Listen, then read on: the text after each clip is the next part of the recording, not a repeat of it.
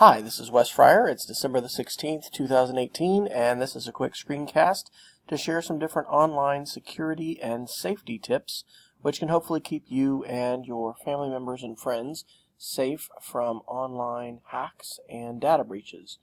One of the best websites to use to get the attention of yourself or anybody you're wanting to draw attention to this, and I was actually having a conversation today at our church with someone who's unable to convince his wife that she needs to use different passwords. This website called Have I Been Pwned has been created and is maintained by a security researcher named Troy Hunt, and you can simply put your email address in here, and you can see that there have been 333 pwned or hacked websites documented here, comprising over 5 billion accounts. And it lists here the largest breaches and the recently added breaches. And so I went ahead and searched for my primary email account, and I've done this before. There's been actually some new additions. So it found that I have had my email account breached on 5 different sites, and then in something that's called a paste.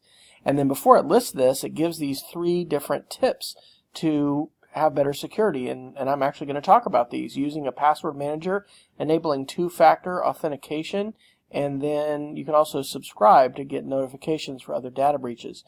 So these are the breaches that my email address was involved in.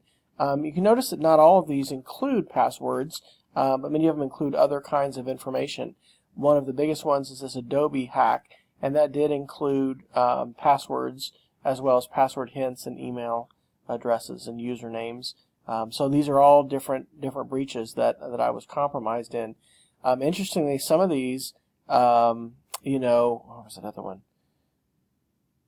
Some of these include other kinds of data that are just email addresses, but they can need your demographic information and how much money websites think you have based on things you've submitted, things that have been gathered other places. So it's rather depressing, but this is a great tool to use. And so the password manager that they recommend here, and I think is also excellent, although it's not free, is called 1Password.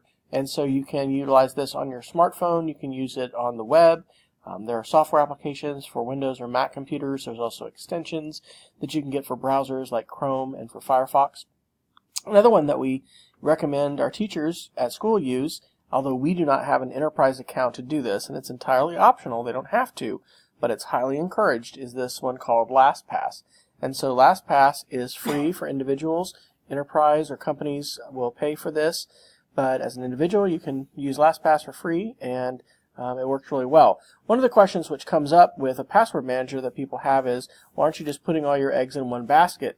And yes, that's true, but these tools are using different methods. In the case of 1Password, there's a really long code that you have to have, and you can print recovery codes that you'll be able to utilize. And I do encourage folks to do that and then have those in a safe place so that if something happens, you will be able to retain access to your account. There was a data breach on one of these, but even when they had breached it, because of encryption, they didn't actually get the data, inside the systems. So this really is a security best practice today, and it's just one of these things that we have to do in the 21st century. I don't know the percentage of folks that are using a password manager today, but I do know that the numbers of hacks and data breaches are just continuing to increase, and so we just have got to do proactive things to protect ourselves, just like we would protect any other kind of property we have, our home, our car, our physical bodies as we're going places at work. We've got layers of defense. That's how security works. And so one of the most important layers that we each need to have is this password manager. So the other thing which is encouraged on the Have I Been Pwned site is something called 2-factor authentication or 2-factor verification. This is the website that Google has, and Google explains why you need it, that it's easier than you think for someone to steal your password. And once you lose your account and everything in it, think about all the things that people can do. And so this website also describes how it works. You sign in a little differently by entering your password, but then something else that proves your identity. And if you have something like a physical key, like a security key that you put in your computer's USB port, that is really even more secure than doing something like getting a text message or using a mobile app. But it is absolutely fantastic.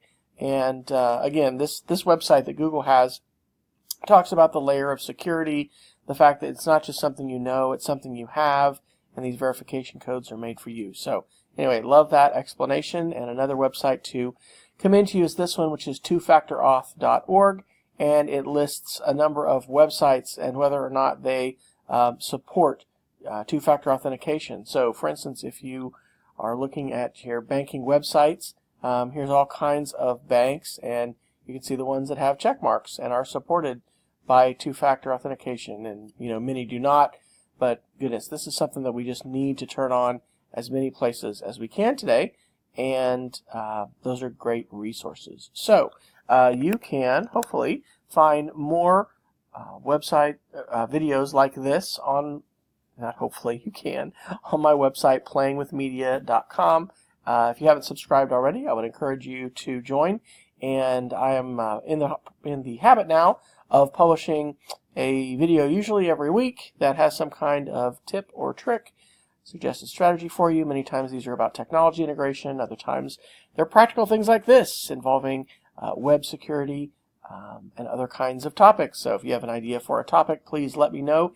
You can always reach out to me on Twitter. I am oops, if I could type my Twitter URL there. I am W. Fryer on the Twitters, and would love to hear from you. And you can simply click reply on Twitter and send me a message. You can also just go to my website, wesfryer.com, and on that website there is a contact link. So if you go to the About link and click on Contact, you'll find a web form that you can fill out, and you can send me a message there. So hope you are having a very great December, and until next time, stay savvy and stay safe. Thanks for listening.